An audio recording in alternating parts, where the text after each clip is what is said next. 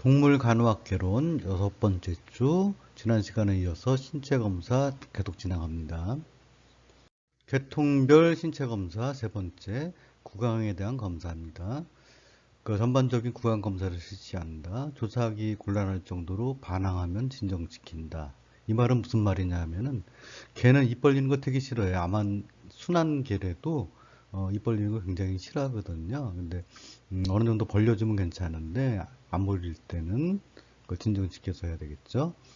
우선 점막의 색, 습기, 모세혈관 재충전 시간 (CRT를) 조사한다.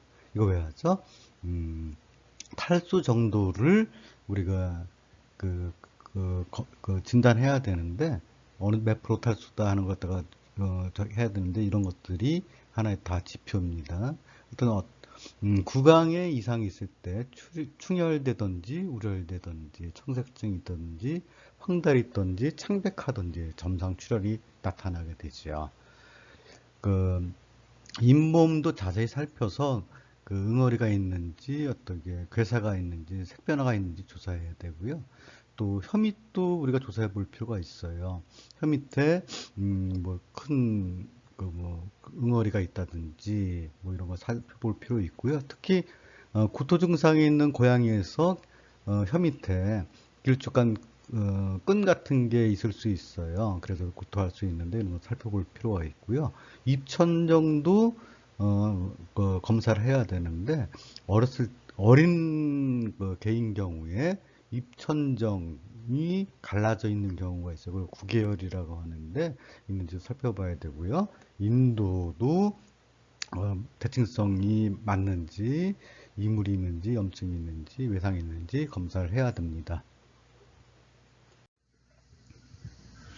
네, 조금 전에 말씀드린 것 좀 어려웠죠. 해부학적 구조라든지 이런 거 잘 몰라서 여러분들이 좀 어려웠을 텐데요. 간단히 이제 이 구강에 대한 해부학 을 좀 살펴보면은 앞에 빨갛게 길쭉한 거 혀인 거 다 아시죠? 송곳니가 있다. 그리고 설소대 혀 밑에 보면 이렇게 얇은 막 있죠? 그게 설소대라 그래요. 그 다음에 혀밑 언덕 이런 얘기가 있는데 위로 올라가서 입천정을 딱딱한 부분이 있고 인후두 쪽으로 가다 보면은 또 말랑말랑한 데가 있어요. 그거 갖다가 딱딱한 데를 경구개, 그리고 말랑말랑한 데를 연구개 이렇게 얘기를 해요. 그 다음에 구결이라는 건 뭐냐면은 조금 전에 말씀드린 것처럼 천문처럼 발생기 태아했을 때는 이렇게 떨어져 있다가 태어나거나 태어난 이 전에 이게 딱 맞물려야 되는데 맞물리지 않고 그냥 태어난 경우가 있어요. 입천정이 그렇죠. 갈라진 걸 갖다가 구개열이라 그래요. 이 구개열이 있는 강아지들은 오래 살지 못해요. 그래서 어린 강아지 태어나자 바로 이렇게 검사해 볼 필요가 있죠. 그다음에 우리가 어, 그, 아, 조금 전에 전 시간에 머리 검사할 때 어떤 응어리 있는지 검사한다 했었는데 정상적으로 침샘이 만져질 수 있어요. 또 조금 이따 또 다음 시간에 조금 이따 얘기할 임파절도 또 아카 임파절이라는 게 있고요. 그 다음에 침샘 중에 아카선이라는 것이 이하선이나 아카선이 우리 촉진했을 때 만져질 수 있어요. 그래서 개의 침샘은 네 가지가 있다. 귀 밑에 있는 이하선, 턱 밑에 있는 아카선, 혀 밑에 있는 설화선, 혀골궁 안에 있는 혀골선이 있는데 아까 혀 밑도 살펴보라는 게 뭐냐면은 설화선이 이렇게 분비되는 구멍이 막혀가지고 이 설화선이 굉장히 커질 수 있거든요. 그러면 혀놀림을 잘 못할 수 있고 구강이라는 좁은 공간에 혀 밑에서 이게 부풀어 올라가지고 음식을 잘 못 먹을 수도 있고요. 그래요. 그리고 또 앞으로 이제 치과학을 또 배우실 텐데요. 이게 개 치아를 갖다가 치과에서 쓰는 차트에 이런 식으로 표시해 놓은 건데 그 이빨마다 뿌리 모양이 다 틀릴 수 있어요. 맨 위에 보시면은 이빨 뿌리 모양이 있죠. 뿌리 모양도 있고 그 크라운 그 밖으로 튀어나온 부분 모양도 있는데 왼쪽에 있는 것이 개의 어린 이갈이 젖 밀크티스 유치에 대한 그 모식도고요. 오른쪽에 있는 게 그 성견의 치아가 이런 그 개수와 뭐 이렇게 있는데 국강 검사할 때 이 치아도 물론 봐야죠. 그래서 뭐 치석이 있는지 흔들리는 게 있는지 뭐 이런 것도 봐야 되겠지만은 특히 소형견인 경우에는 있어야 될 그 치아가 없는 경우가 굉장히 많을 수 있어요. 그래서 그런 것도 우리 구강 검사할 때 살펴봐야 된다 하는 것이고요. 여러분들 이런 것이 있다고 아시고 또 더 자세한 것은 앞으로 그 치과학이라든지 뭐 이런 데서 더 자세히 또 배우실 겁니다. 계통별 신체 검사 네 번째 코입니다. 개코. 자, 마찬가지로 불균형이 있는지 그리고 부은 게 있는지 살펴봐야 되고요. 또 콧물, 분비물이 있는지 살펴보는데 이 분비물이 또 양쪽 코에서 나올 수도 있지만은 한쪽 코에서도 나올 수 있어요. 그래서 그리고 또 그 분비물이 그 장액 맑은 물이냐, 점액 끈적끈적한 거냐, 아니면 농처럼 나오는지 또는 출혈이 있는지도 살펴볼 필요가 있죠. 애매할 때는 면봉에다 찍어봐서 쉽게 살펴보면은 좀 쉽게 구별할 수가 있죠. 그 코가 부어 있거나 분비물이 보이면 각 콧구멍이 뚫려 있는지 자 확인해 볼 필요가 있어요. 우리 코로 숨 쉬면은 입으로도 숨 쉬지만은 코로 주로 숨을 쉬는데 개방성 뚫려 있는지 살펴보려면은 슬라이드 유리죠. 유리에다가 코앞에 대면은 뿜어지는 공기 그 호기라 그러죠. 호기에는 공기에는 이제 수분이 있다 보니까 뿌옇게 그 유리 슬라이드 글라스에 김이 서려요. 그래서 얘는 콧구멍이 좁지만은 코로 숨은 쉬는구나, 개통은 돼 있구나 그렇게 알아볼 수 있어요. 개의 콧구멍입니다. 그러니까 모양이 다 제각각이죠. 그래서 우리 그 동물 개를 인식할 때 등록할 때 마이크로칩을 갖다가 삽입하게 되는데 이것보다는 우리 지문 인식 하듯이 그 코 모양이 다 틀리고 무늬도 다 틀리다 보니까 코에 그 무늬를 갖다 비문 그러는데 비문도 틀리다 보니까 요거를 가지고 개 등록에 개를 식별할 수 있는 그런 이유가 되니 근거가 되니 그 비문을 가지고서 개를 등록하자 하는 움직임도 있어요. 자, 여기서 설명드릴 거는 개 코 모양이 굉장히 여러 가지인데 이 비공이라 그러죠. 콧구멍이 어느 정도 열려 있는지 요거를 나타낸 그 그림이거든요. 그래서 보통 동물들은 입 벌리고 숨 잘 안 쉬어요. 아주 덥지 않은 다음에는 그러는데 코로 주로 숨을 쉬는데 평상시에 맨 오른쪽 아래처럼 콧구멍이 완전히 막혔어요. 비공협착 뭐 이렇게 얘기하는데요. 여기 보면은 비공률 얘기했는데요. 어느 정도 벌어져 있는지 갖다가 계산하는 저희가 있나 봐요. 그래서 0.06에 거의 막혔는데 이렇게 되면 거의 숨을 못 쉬어요. 숨을 쉬더라도 앞에 앞 시간에 얘기했던 눈에서 비루관을 통해서 눈물이 내려오는데 이게 뒤로 넘어가지 못해가지고 또 그나마 있는 틈을 눈물이 아니면 콧물이 고기를 막아서 숨을 못 쉬어요. 그래서 얘네들 옆에 가면은 코가 막히니까 킁킁 거리면서 콧물을 막 튀기죠.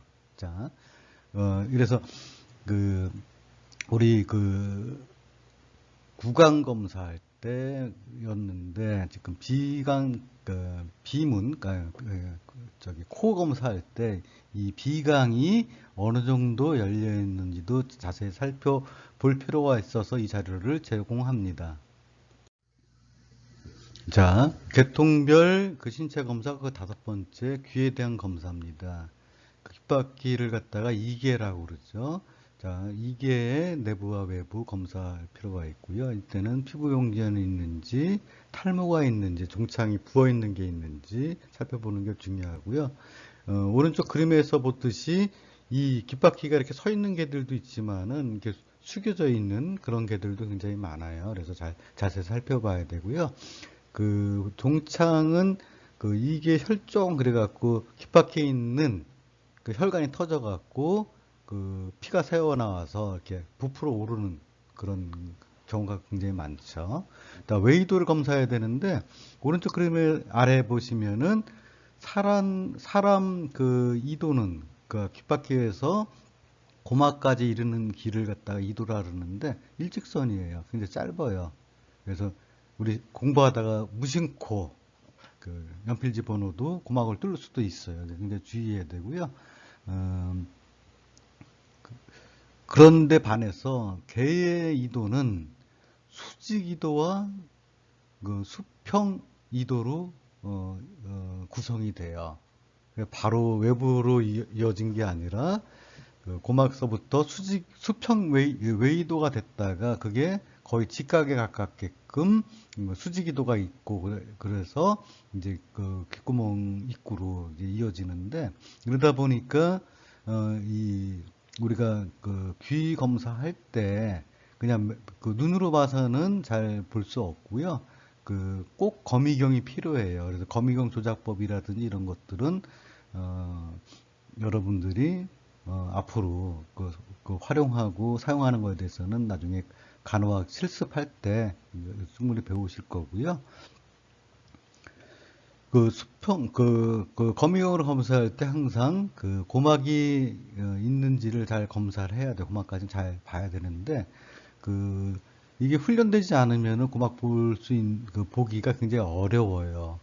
그만큼 그 수직이도 수평이도 있고, 이도 길이가 굉장히 길다 보니까 고막까지 검사하는 경우가 굉장히 힘든데, 고막은 왜 검사를 해야 되냐면은 걔들이 그 웨이도염을 굉장히 많이 알아요.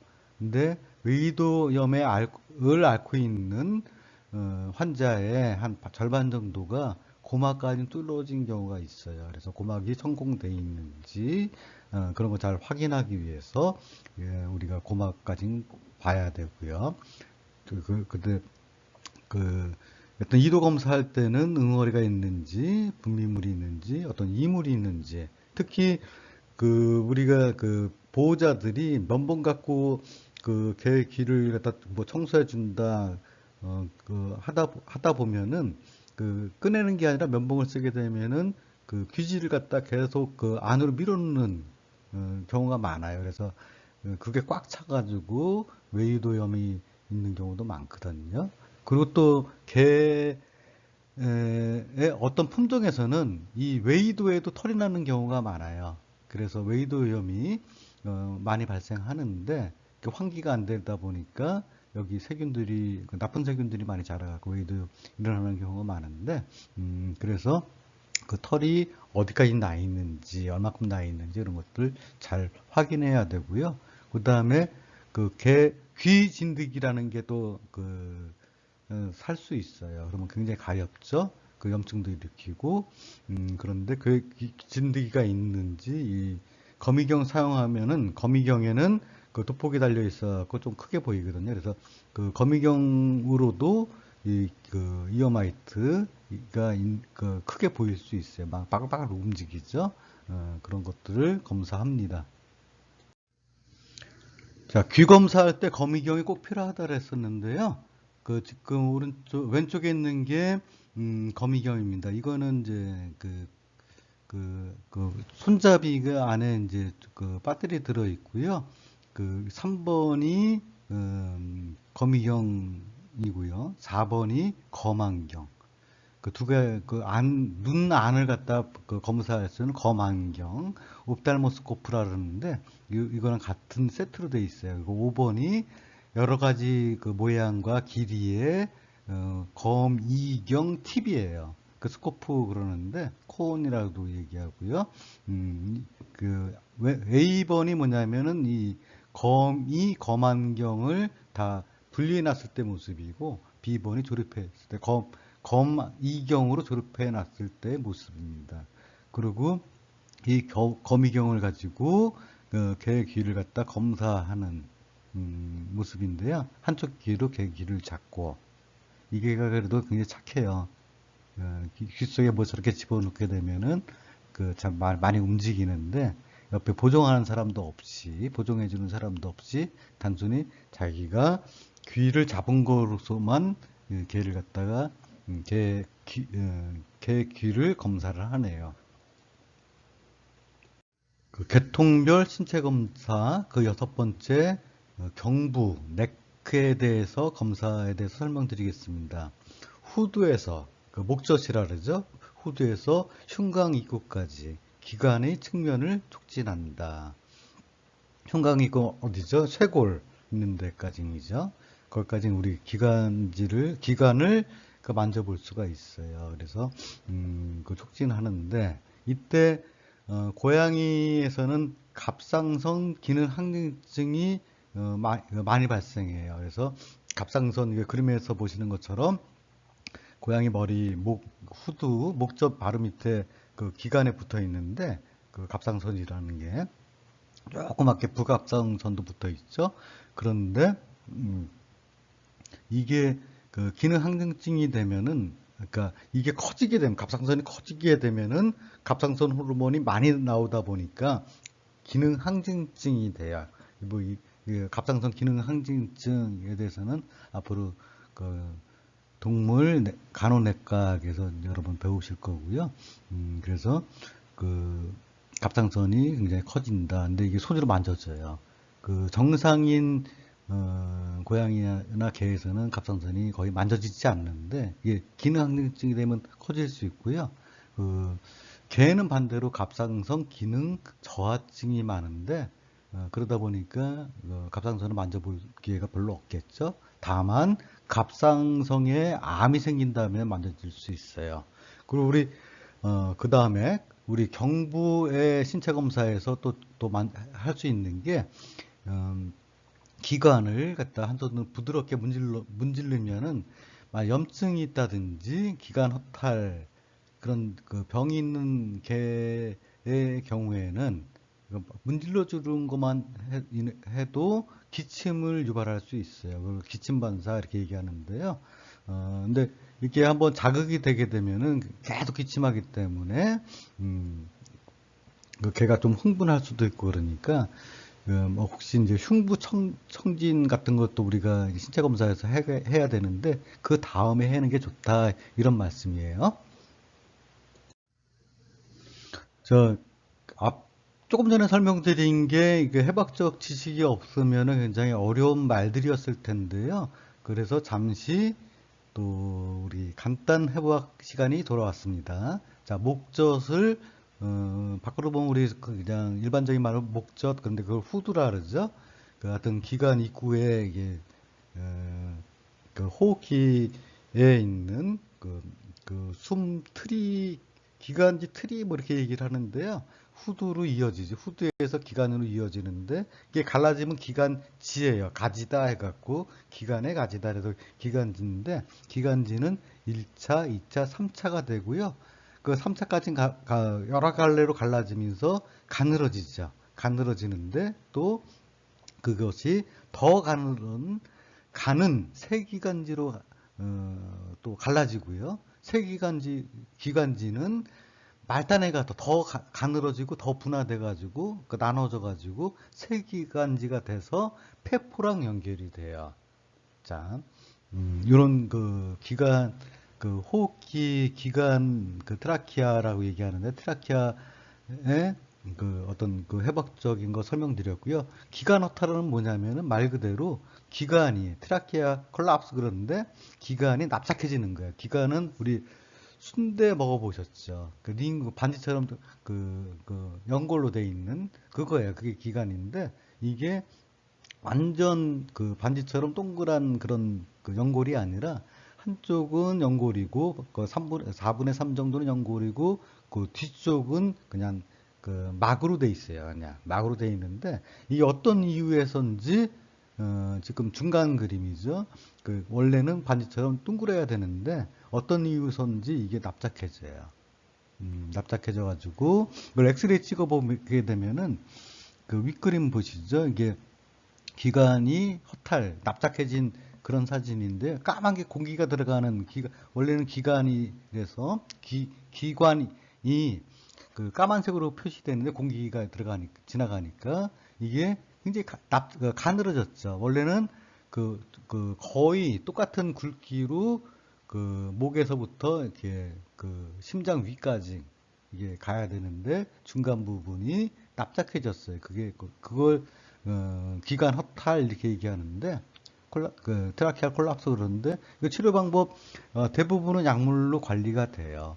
그 약물과 식이요법 그좀 비만인 개들이 좀 많은데 그 좀 살 빼고 그렇게 되면은 이게 어느 정도 컨트롤 되는데 대부분의 경우는 되는데 그렇지 못한 경우도 있을 수 있어요. 그럴 때는 뭐 수술적인 교정이라든지 그 심장 우리 그 혈관 막혔을 때 심장에 지나가는 그 심장에 그 영향을 공급하는 혈관이 막혔을 때 스텐스를 그 철망이죠.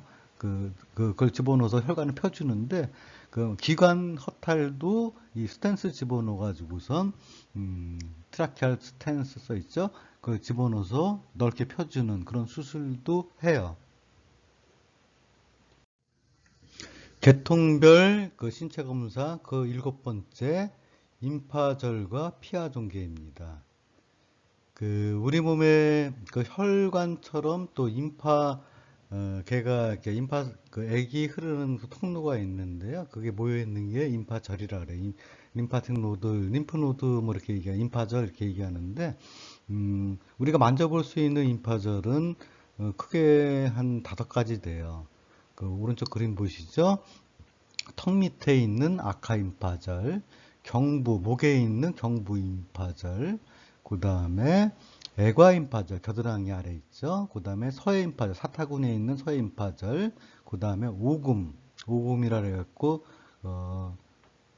어딘지 아시죠? 그 무릎 뒤에, 거기에 임파절이 있는데, 그랬다, 슬라임파절, 뭐 이렇게 얘기를 해요. 근데 이게 임파절은 염증이 있으면 이게 커져요. 임파구를 갖다 많이 갖다 염증에 관여하는 그런 그 시스템인데 그, 그, 그 염증을 일으킨 것 갖다 억제하기 위해서 치료하기 위해서 임파구를 많이 만들기 위해서 이게 커져요.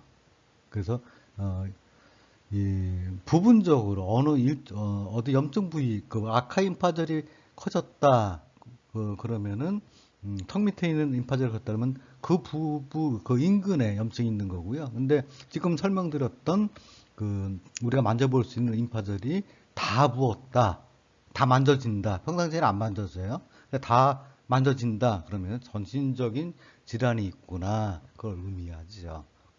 자, 임파절 그리고 또 이렇게 우리가 만져볼 때 피하에 어떤 응어리가 만져질 경우가 있어요. 그러면은 그 응어리가 어디서 만져졌다.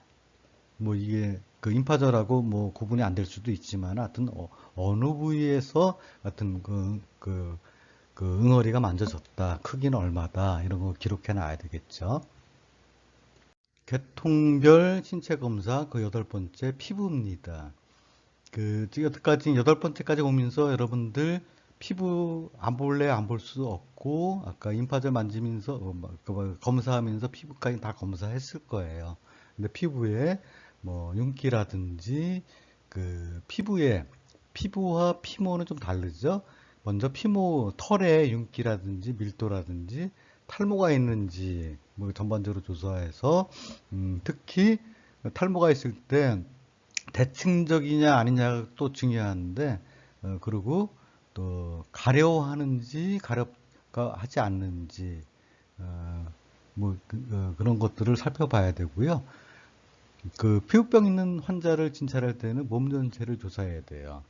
특히 발가락 사이, 발바닥하고 발가락 사이 잘 살펴봐야 되고요. 그 다음에 그 점막과 피부가 이어지는 부위, 입술이라든지 항문이라든지 질이라든지 포피 등도 자세히 검사를 해야 돼요.